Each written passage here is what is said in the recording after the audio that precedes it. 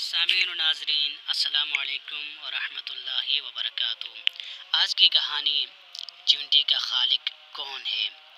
آج ایک باکمال صاحب معرفت شخصیت کے ساتھ قرآن کریم کی تلاوت کے دوران ایک چھوٹی سی چونٹی پر نظر پڑی۔ وہ چونٹی بار بار قرآن کریم کے گرد گھوم رہی تھی، جیسے کسی مقدس کشش کی طرف کھینچی چلی آ رہی ہو۔ میرے پہلو میں بیٹھے قاری صاحب نے مسکرا کر کہا، دیکھو قاری صاحب، یہ چونٹی ہے۔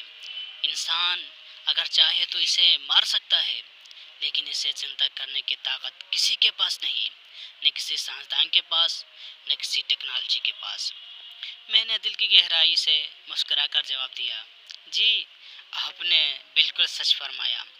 سوچنے کی بات ہے کہ یہ ننھی مخلوق جو بظاہر بے وقت دکھائی دیتی ہے، دراصل ایک عظیم خالق کی صناعی کا نمونہ ہے۔ جس ذات نے انسان کو عقل عطا کی، اسی نے یہ تمام مخلوقات بھی پیدا فرمائی۔ اگر سائنسدان کسی شے کو تخلیق کرتے ہیں تو وہ بھی اسی عطا کردہ عقل سے کرتے ہیں۔ حقیقت میں ان کے پاس اپنی کوئی طاقت نہیں، سب کچھ عطا ہے۔ قاری صاحب نے اس بات میں سر ہلایا اور کہا، جی اس میں کوئی شک نہیں۔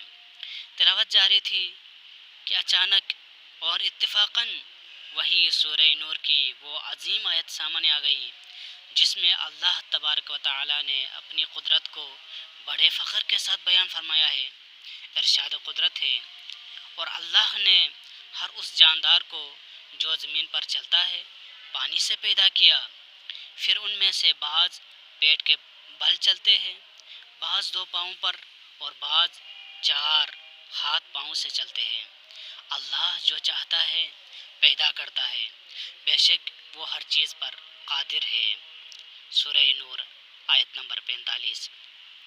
یہ آیت دل میں ایسا نور بھر گئی کہ ہم دونوں بے اختیار ہو کر پکار اٹھے، سبحان اللہ، سبحان اللہ۔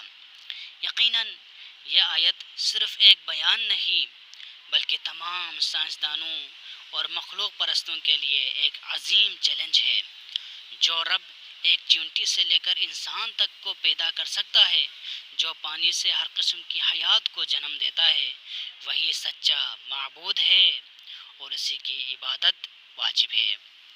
آج وہ چونٹی محض ایک کیڑا نہیں تھی، بلکہ ہمارے لیے ایک درس، ایک نشان اور ایک عظیم رب کی قدرت کی علامت بن کر آئی تھی، اور ایک عظیم قدرت کی علامت بن کر آئی تھی۔ السلام علیکم ورحمۃ اللہ وبرکاتہ۔